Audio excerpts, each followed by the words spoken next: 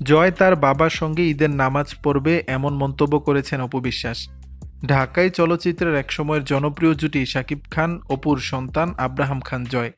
বিয়ের পর থেকে ঈদ উৎসবে অংশ নেন অপু বিশ্বাস।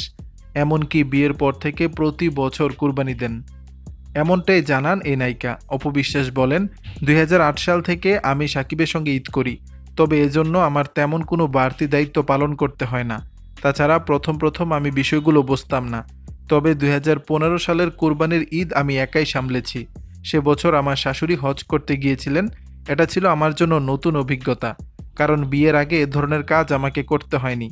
বিয়ের পরেও যে খুব করতে হয়েছে এমন নয়, আমার শাশুড়ি সব কিছু সামলেছেন।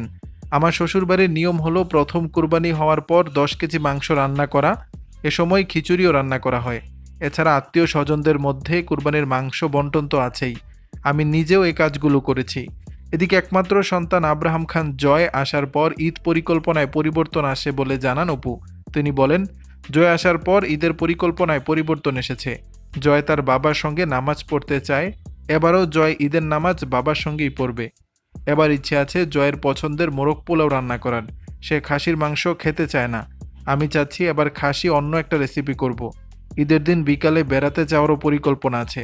সাকিব অপু এখন আলাদা থাকেন, তবে শ্বশুরবাড়ির সঙ্গে অপুর সম্পর্কের ছেদ ঘটেনি। বিষয়টি জানিয়ে এই চিত্রনায়িকা বলেন, আমি মনে প্রাণে সাকিব খানের পরিবারের লোকজনকে সম্মান করি।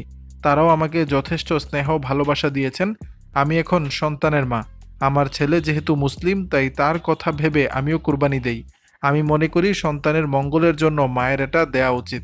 দর্শক, বিষয়টি নিয়ে আপনাদের মতামত জানাবেন নিচের কমেন্ট বক্সে।